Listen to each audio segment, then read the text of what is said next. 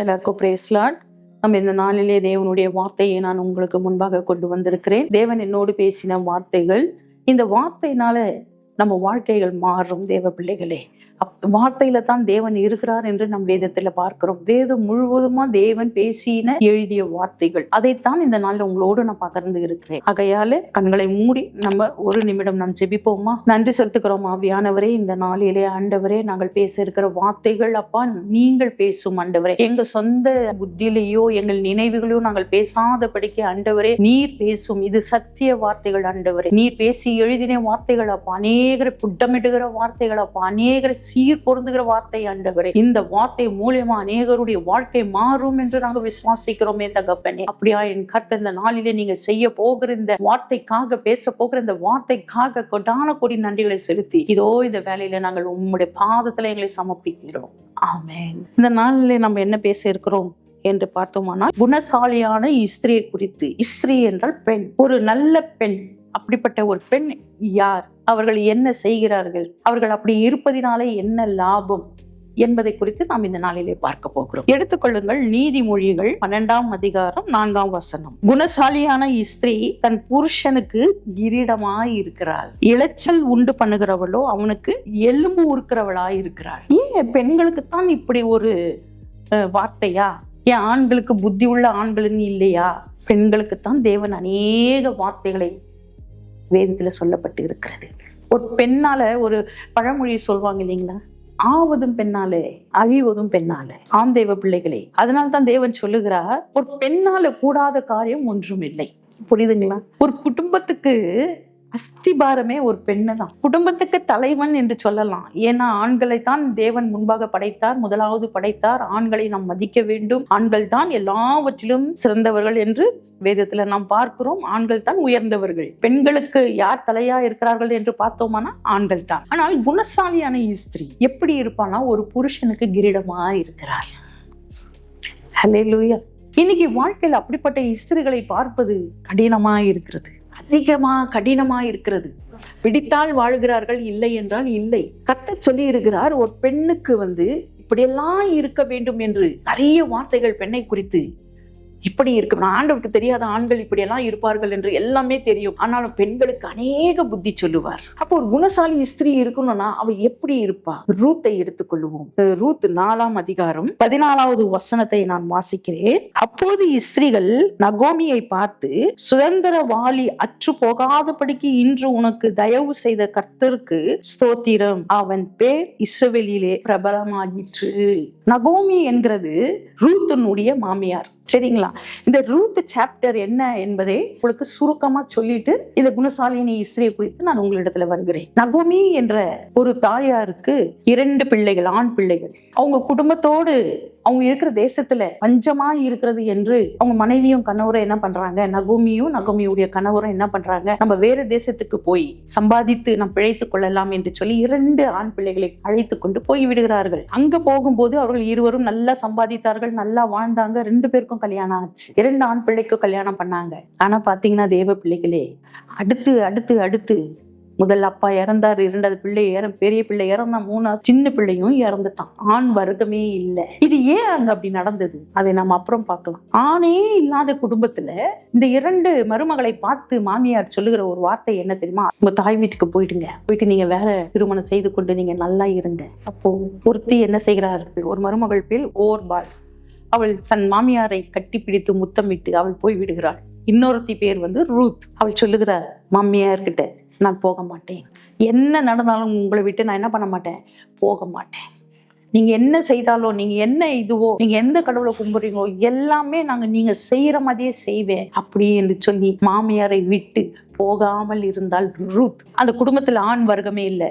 அவர் கணவர் இறந்துட்டாரு, 2 ஆண் பிள்ளைகளும் இறந்துட்டாங்க, இவங்களுக்கு குழந்தையும் இல்லை. புரிகிறதா உங்களுக்கு? அப்ப எவ்வளவு கஷ்டப்பட்டிருப்பாங்க பாருங்க அந்த மாமியாரும் மருமகளும். மாமியார் பேர் நகோமி. அந்த தாயார் சொல்லுகிறார்கள், வாமா நம்ம சொந்த ஊருக்கே போயிடலாம், அதை விட்டு வந்ததுனால்தான் தேவன் நம்மை அடித்தார் என்று சொல்லி அவர்கள் மறுபடியும் அங்க போகிறார்கள். அங்க போன உடனே அங்க போய் பாத்தீங்கன்னா போவாஸ் என்ற ராஜாவுடைய நிலத்துல போய் வேலை செய்யறாங்க. அவ போய் அந்த நிலத்துல இருக்கிறதெல்லாம் பொறுக்கி அதெல்லாம் பாருங்க, எதுவுமே யோசிக்கல.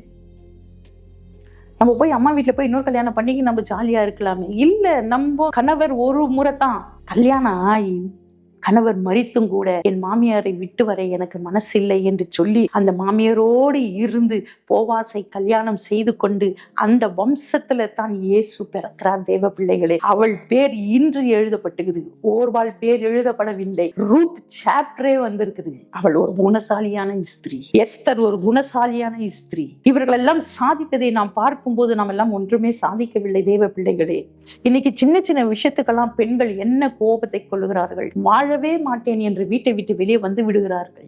எல்லாவற்றையும் கணவருடைய கஷ்டத்தை சகிக்கிறவள், மாமியாருடைய கஷ்டத்தை சகிக்கிறவள், குழந்தைகளுடைய கஷ்டத்தை சகிக்கிறவள் தான் அங்க குணசாலியான ஸ்திரீ. எல்லாத்தையும் சகித்து தான் இன்னைக்கு நாங்க நின்றுட்டு இருக்கிறோம்.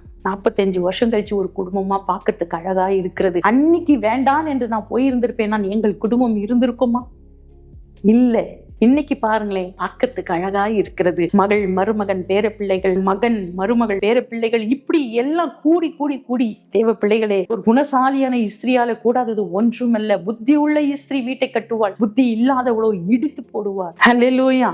ஆம் தேவ பிள்ளைகளே, பெண்களுக்கு பொறுமை வேண்டும், பெண்களுக்கு சகிக்கிற தன்மை வேண்டும். தேவ பிள்ளைகளை சகிக்கணும். உங்களுக்கு நான் சொல்லியிருப்பேன், பெண்களை குறித்து நிறைய உங்களிடத்துல நான் பேசியிருப்பேன். பொறுமை வேணும், கேட்கிற நேரத்துல கேட்கணும், பேசுற நேரத்துல பேசணும், அமைதியா இருக்கிற நேரத்துல அமைதியா இருக்கணும். அப்பதாங்க நம்ம வாழ்க்கை நல்லா இருக்கும். நம்ம வாழ்க்கை நல்லா இருக்கணும்னா சகிக்கிறவர்களாக காணப்பட வேண்டும். நீங்கள் பாருங்களேன், சகிக்கிற குடும்பங்கள் ஒன்றுமே வீணாய் போனதே கிடையாது. ஒவ்வொரு குடும்பத்துல ஒரு நல்ல ஒரு உயர்வு வந்திருக்கிறது, அப்படியே நல்லா இருக்கு அந்த குடும்பம் அப்படி என்றால் அந்த குடும்பம் சகிக்கிற குடும்பமா இருக்கும். ஆம் தேவ பிள்ளைகளே, நாம் சகித்து நம்ம பிள்ளைகளுக்கும் அந்த சகிப்பு தன்மை சொல்லி கொடுக்க வேண்டும். எப்படி வேணா வாழ்றது குடும்பம் அல்ல, இப்படித்தான் வாழ வேண்டும் என்று தேவன் நமக்கு ஒரு சட்டத்தையும் நீதியும் நேர்மையும் வைத்திருக்கிறார். அப்போ ஒரு மனைவினாலதாங்க எல்லாமே சகிக்க முடியும். என் மாமியாரை பார்த்தேன், மாமனாரை பார்த்தேன், நாத்தனார்களை பார்த்தேன், இன்னைக்கு என் பிள்ளைகளை பார்க்கிற, மாப்பிள்ளையை பார்க்கிற, பேர பிள்ளைகளை பார்க்கிற, இன்னைக்கு எல்லாருமே அம்மா அம்மா அம்மா என்று கூப்பிடக்கூடிய அந்த தன்மை என்னை எல்லாரும் கூப்பிடுறாங்கன்னா, அந்த பேர் எனக்கு வந்ததுன்னா, ஒரு அம்மா என்கிற பேர் எல்லோரும் கூப்பிடும்படி வருகிறதுனா, அநேகருடைய காரியங்களை நான் சகித்து இருக்கிறேன். தேவ பிள்ளைகளே, என் ஊழியத்துல வருவார்கள், என்னை டென்ஷன் ஆக்கும்படி பேசுவார்கள், கோபம் வரும், ஆனாலும் அமைதியா இருப்பேன். ஏன் தெரியுமா? அவர்கள் எத்தனையோ வேதனையில வருகிறார்கள், எல்லாம் எழுந்து வருகிறார்கள். அவர்களிடத்துல நான் சகிப்புத்தன்மை காண்பித்தால் அவர்கள் எங்கே போவார்கள்? சகிக்கிற தன்மை வேணும். கோபத்தை காண்பிக்க கூடாது, சிரித்த முகத்தோடு இருக்க வேண்டும். எனக்கு முகம் சுலுக்கினாலே பிடிக்காது. உண்மை, அந்த முகம் சுளிக்கிறவர்களை பார்த்தால் நிச்சயமா கோபம் வரும். இப்ப விட்டுருங்க, அப்புறம் போய் பேசுங்க. இப்போ யாருக்காகவோ நீ முகம் சுளித்து இருக்கிறவர்களை வேதனைப்படுத்தக்கூடாது. தேவ பிள்ளைகளே, எல்லார்கிட்டையும் அந்த முகத்தை காண்பிப்பார்கள். அதெல்லாம் தேவனுக்கு பிரியம் இல்லாத காரியம். தேவ பிள்ளைகளே, குணசாலியான ஸ்திரீ எப்படி இருக்கிறார்? புருஷனுக்கு கிரீடமா இருக்கிறார். அப்படி இல்லாத மனைவி எப்படி இருக்கிறார்? புருஷனுக்கு எலும்பு உருக்கிற ஒரு மருந்தா இருக்கிறார். அல்லேலூயா. இன்னைக்கெல்லாம் அநேக ஆண்கள் வீட்டுக்கு போறதுக்கே பயப்படுறாங்க. ஏன் சொல்லுங்க? எலும்பு உருகிற மருந்து அங்க இருக்கிறது வீட்டுல. அல்லேலூயா. சகித்துக் கொள்ளுங்கள். அது நமக்கு தேவன் நமக்கு வைத்திருக்கிற ஒரு, நான் எப்படி தெரியுமா எடுத்துக்குவேன்? ஏன் இதை நம்ம கெட்டதா எடுத்துக்கணும்? நல்லதான் எடுத்துக்கங்க. 38 வயசுல, சின்ன வயசு தாங்க எனக்கு, ஒண்ணுமே தெரியாது. எல்லாவற்றையும் நான் சகித்தது நிமித்தம்தான் ஆண்டவர் இன்று அவருடைய பெருமையை, அவருடைய மகிமையை, அவருடைய குணத்தை எல்லாம் கொடுத்திருக்கிறார். அல்லேலூயா. ஆம் தேவ பிள்ளைகளே, சகிக்கிற தன்மை நமக்கு வேண்டும், பொறுமை நமக்கு வேண்டும். குணசாலி ஸ்திரியாய் இருப்பது ரொம்ப கடினம் தான். ஆனா ரூத்தை போல பேர் வரணுமே, இந்த உமாவை போல் பேர் வரணுமே. சகிக்கிற தன்மை இருக்கா? எல்லாம் இழந்தங்க, எல்லாம் இழந்தேன். ஆனாலும் ஏன் என்னை இப்படி ஆக்கி விட்டீர் என்று நான் தேவனிடத்துல சகிக்கல. ஏன் என்னை தெரிந்து கொண்டீர் என்று தான் தேவனிடத்துல கேட்க ஆரம்பித்தேன். அடுத்து நான் என்ன செய்யணும்? நம்ம கேட்க தாங்க நம்ம வாழ்க்கை மாறும். இப்படி ஆயிடுச்சே நான் சொல்லும் போது அது எப்படி ஆகுமா? அப்படியே ஆகும். சாத்தான் சொல்லு, நீ இப்படி ஆயிடுச்சுன்னு சொல்றியா? ஆமேன். சாத்தான் ஆமேன்னு சொல்லுவான். நீங்க நல்லது பேசும்போது ஆண்டவர் ஆமேன்னு சொல்லுவாரு. அப்படியே ஆக கடவுது. அல்லேலூயா. தேவ பிள்ளைகளே, நல்ல குணசாலியான ஸ்திரியா இருக்கிறீங்களா? ரூத்தை எடுத்துக்கொள்ளுங்க, எஸ்தரை எடுத்துக்கொள்ளுங்க. உங்களுக்கு எல்லாமே அந்த சாப்டருங்களாம் உங்களுக்கு நல்லா தெரியும்.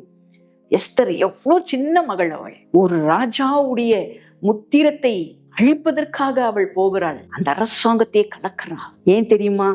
அவளுடைய பொறுமை, தேவ திட்டம், தேவ சித்தம், எல்லாவற்றுக்கும் மேல நம்மை பார்க்கிறவர் ஒருவர் உண்டு என்கிற ஒரு பயம் நமக்குள்ளே இருக்க வேண்டும் தேவ பிள்ளைகளே. இன்னைக்கு யாரும் பார்க்கல என்று நாம் மாமியாரை பேசலாம், மாமனாரை பேசலாம், புருஷனை பேசலாம், பிள்ளைகளை திட்டலாம். ஆனால் நம்மளை எல்லாம் விசாரிக்கிறவர் ஒருவர் உண்டு. அவர் தான் தேவன், இயேசு தேவன், இயேசு கிறிஸ்து. ஜாக்கிரதையாயிருங்கள். வாழ்க்கையை சந்தோஷமா எடுத்துக்கொண்டு போங்க. சின்ன சின்ன விஷயத்தை பெருசாக்காதீங்க. கர்த்தர் நம்மோடு இருக்கிறார். ரூத்தோடு இருந்த தேவன், ரூத்தின் வாழ்க்கையில ஆண் வர்க்கமே இல்லைங்க. அதை படிக்க எனக்கு ரொம்ப நல்லா இருக்கும். ஆண் வர்க்கமே இல்லை. ஆனா அந்த சன்னதியில ஒரு ஆண் மகன் பிறக்கிறான். அந்த சன்னதியில தான் இயேசு வருகிறார். எவ்வளவு பெரிய பதவி பாருங்களேன் ரூத்துக்கு. அதே போல எஸ்தர் சாப்டர் இந்த வேதத்துல இருக்கிற நல்ல நல்ல குணசாலியான இஸ்ரவேலுடைய பேர்கள், தாமரை, இவரோட பேரெல்லாம் இதுல இருக்கிறது. தேவ பிள்ளைகளே, எப்படி நம்ம பேர் இருக்க வேண்டுமானால் சகிக்கிற பெண்களா இருக்க வேண்டும். எல்லாம் தாங்கக்கூடிய பெண்களா இருக்க வேண்டும். எது சரியோ அது செய்யுங்கள். அதற்காக குனிய கொட்டுறாங்கன்னு சொல்றாங்க பாருங்க, அப்படியெல்லாம் நீங்க இருக்கக்கூடாது. எந்தெந்த நேரத்துல எப்படி இருக்கு, இந்த குடும்பம் கட்டணுங்க. குடும்பத்தை கட்டுகிறவன் தான் பெண், இடிக்கிறவள் பெண் அல்ல. ஏன் ஆண்டவர் சொல்லியிருக்கலாம் இல்லைங்களா? ஆண்கள் கட்டட்டும், ஆண்கள் கற்றவர்கள் தான் ஆண்கள்னு சொல்லலையே. ஒரு குடும்பத்துல ஒரு உதாரணம் நான் உங்களுக்கு சொல்லுகிறேன் பாருங்களேன். ஒரு கணவன் மனைவி இருக்கிறாங்க. அந்த குடும்பத்துல ஒரு 2 பிள்ளை இருக்குன்னு வச்சுக்கோங்களேன். அந்த குடும்பத்துல ஒரு ஆண் மரித்து விட்டால் ஒரு பெண் எப்படியாவது இந்த 2 குழந்தைகளை வளர்த்து விடுவாள். அதே ஒரு பெண் மரித்து விட்டால் ஆண் வளர்க்க மாட்டாரு. அவர் உடனே இன்னொரு ஆளை தேட போயிடுவாரு. அந்த குடும்பத்தை கொஞ்சம் யோசிச்சு பாருங்க எப்படி இருக்குன்னு. வருகிறவள் சரியான அன்பு காட்டுவாளா? தன் பிள்ளைக்கு காட்ட மாட்டாள். அதுதாங்க குணசாலியான ஸ்திரீ. குணசாலியான அநேக வீட்டில் பார்த்தீங்கன்னா ஆண்களைத்தான் இழந்திருப்பார்கள். பெண்கள் கொஞ்சம் தான், நிறைய பெண்கள் எழ மாட்டாங்க. கடவுள் அப்படி ஒரு சூழ்நிலை கொண்டு வர மாட்டார். ஆகையால தேவ பிள்ளைகளே, நாம் எல்லோரும் எப்படி இருக்கிறோமா? குணசாலியான ஸ்திரீ, புத்தி உள்ள ஸ்திரீ, கர்த்தருக்கு பயந்த ஒரு பெண்ணாக. குணசாலியான ஸ்திரீ யாருக்கு கிரீடமா இருக்கிறானா? புருஷனுக்கு. அந்த குடும்பம் தாங்க. அப்பதாங்க இவங்க மனைவினால இந்த குடும்பம் நல்லா இருக்குங்க. ஐயோ அந்த பொண்ணு வந்துச்சு, அந்த குடும்பமே நாசமா போச்சு, இப்படித்தானே சொல்லுவாங்க. ஆண்களை பத்தி பேசவே மாட்டாங்க, பெண்களை குறிச்சு தான் பேசுவாங்க. ஹல்லேலூயா, ஹல்லேலூயா. எல்லாம் மாற்றிக்கொள்ளுங்க. சின்ன சின்ன காரியங்களுக்காக நம்மளுடைய வாழ்க்கையை நம்ம தொலைச்சிடக்கூடாது. ஹல்லேலூயா. குணசாலியான புத்தி உள்ள ஸ்திரியா, நன்மை செய்கிறவர்களாக நிறைய பேர் இருக்காங்க. வேதத்துல எடுத்து நம்ம சொல்றதுக்கு நிறைய பேர் இருக்காங்க. கர்த்தர் நம்மோடு இருக்கிறார். எதற்கும் பயப்படாதீங்க. சகிக்கிற தன்மையை ஆண்டவர் இடத்துல கேளுங்க. அவர் தாங்க நமக்கு கொடுத்திருக்கிறார். நான் என்ன நடந்தாலும் அப்பா இடத்துல, என் கணவருக்கும் எனக்கும் பிரச்சனை வந்தாலும் அப்பா இடத்துல தான் போவேன், யார்கிட்டையும் சொல்ல மாட்டேன். உடனே ஆண்டவர் சொல்லுவார், மன்னித்து விடு மகளே, நான் உன்னோடு இருக்கிறேன். விட்டு விடு, அது உலகத்தின் காரியங்கள், நான் உன்னோடு இருக்கிறேன். ஆம் தேவ பிள்ளைகளே, கர்த்தர் நம்மோடு இருக்கிறார். உலகத்துல இருக்கிறது எல்லாம் மாயே மாயே மாயே. நம்ம ஒரு வாழ்க்கை தொலைத்து விடுவோமானால் எத்தனை வாழ்க்கை வந்தாலும் அது சரியா இருக்காது. அதை தட்டி தட்டி தட்டி தட்டி ஒரு பானையை வளையுவது போல நம்ம வளைத்து கொண்டு போயிடணும். ஹல்லேலூயா, ஹல்லேலூயா. இந்த நாளில் நம்ம ஒரு குணசாலியான ஸ்திரியா இருக்க நம்ம முயற்சி பண்ணுவோமா? நம்ம வாழ்க்கையில தோல்வி இருக்கா? கர்த்தர் நிச்சயமா வெற்றியை தருவார். புத்தி உள்ளவர்களா காணப்படுவோமா? எங்க பேசணும், எங்க பேசக்கூடாது, என்ன செய்யணும், எதை செய்யக்கூடாது. ஆண்களுக்கு பிடிக்காதது பெண்கள் செய்யக்கூடாது, பெண்களுக்கு பிடிக்காத ஆண்கள் செய்யக்கூடாது. அது நம்ம தாங்க சொல்லி கொடுக்கணும். பெண்கள் தான் எல்லாவற்றையும் சீர்படுத்தணும் குடும்பத்துல. அதுக்காக தான் பெண்களுக்கு ஆண்டவர் அந்த ஞானத்தையும் புத்தியும் தைரியத்தையும் பலத்தை கொடுத்திருக்கிறார். அல்லேலூயா. ஆண்டவரிடத்துல கேளுங்க, புத்தியுள்ள ஸ்திரியா இருக்கு எனக்கு கொடுங்கப்பா. நல்ல பொறுமையை கொடுங்க, தாழ்மையை கொடுங்க, ஏழ்மையை கொடுங்க, சகிக்கிற தன்மையை கொடுங்க. குடும்பத்தை கட்டுகிறவளா காணப்பட வேண்டும் ஆண்டவரே. ஒரு ரூத்தை போல, எஸ்தரை போல அப்பா ஆண்டவரே, தாமாரை போல, அன்னாளை போல, ரெபேக்காளை போல. ரெபேக்காள் கூட எவ்வளவு சகிக்கிறா தெரியுமா? ஈசாக்கனுடைய மனைவி ரெபேக்காள். இப்படி நாங்கள் இருக்க வேண்டும் என்று எல்லோரும் கேட்கலாமா? கண்களை மூடி நாம் ஜெபிக்கலாமா? ஆண்டவரே, என்னால இந்த குடும்பம் கெட்டு போகுமானால், என் கோபத்தினால என் குடும்பம் அழியுமானால், அப்பா இந்த நாளில் அந்த கோபத்தை எடுத்து போடுங்கப்பா. ஆண்டவரே, தனுவான புத்தியை கொடுங்க. புத்தியுள்ள ஸ்திரியாக, குணசாலியான ஸ்திரியாக, சகிக்கிற ஒரு ஸ்திரியாக என்னை கொண்டு வாங்க ஏசப்பா. உங்க வேதம் என்னை புடமிடட்டும் ஆண்டவரே. உங்க வேதம் எங்களை சீர்படுத்தட்டும் என்று கேட்கலாமா? எல்லாரும் கேளுங்க. பெண்கள் எல்லாரும் கேளுங்க. தேவ பிள்ளைகளே, தேவன் கொடுக்கிற ஒரு வாழ்க்கையை விட்டு விடாதீங்க. அது தேவ சித்தமானால் அந்த வாழ்க்கையை விட்டு விட்டு வந்துடாதீங்க. என் கர்த்தர் பெரிய காரியங்கள் செய்கிற தேவனாய் இருக்கிறது. அதை மாற்ற அவர் வல்லவராய் இருக்கிறது. எவ்வளவு கொடூரமான கணவர் இருந்தாலும், எவ்வளவு கொடுமையான மாமியார்கள் இருந்தாலும், கர்த்தர் அவைகளை மாற்ற வல்லவராய் இருக்கிறார். கர்த்தரிடத்துல கேட்போமா? இப்படிப்பட்ட சூழ்நிலை எல்லாம் மாற்றி கொடுங்க ஏசப்பா. நான் ஆண்டவரே குடும்பத்துக்கு ஒரு நல்ல குணசாலியான ஸ்திரியாய் இருக்க வேண்டும் ஆண்டவரே. ஏசப்பா, அப்படி ஒரு சூழ்நிலை எங்களுக்கு மாற்றி கொடுங்க ஏசப்பா. அப்படி ஒரு சூழ்நிலைகளை மாற்றுங்க ஆண்டவரே. அப்பா ஆண்டவரே, அப்பா நான் ஒரு கெட்டவளாக மாறக்கூடாது இருக்கக்கூடாது ஆண்டவரே. ஆண்டவரே, யாருக்கும் விருப்பம் இல்லாத ஒரு மகளா நான் இருக்கக்கூடாது அப்பா. அநேகரை நேசிக்கிறவளா நான் காணப்படணும் என்று சொல்லலாமா? எல்லாம் கேட்கலாமா ஆண்டவரிடத்துல? அப்படிப்பட்ட சூழ்நிலைகள் எல்லாம் என்னிடத்துல இருக்குமானால், நான் கெட்டவள் என்று சொல்லுவதற்கு என்னிடத்துல எல்லா சூழ்நிலைகள் இருக்குமானால், எல்லா காரியங்கள் இருக்குமானால், இயேசுவின் நாமத்தினால் இந்த நாளில எல்லாம் எடுத்து போடுங்கன்னு கேளுங்க.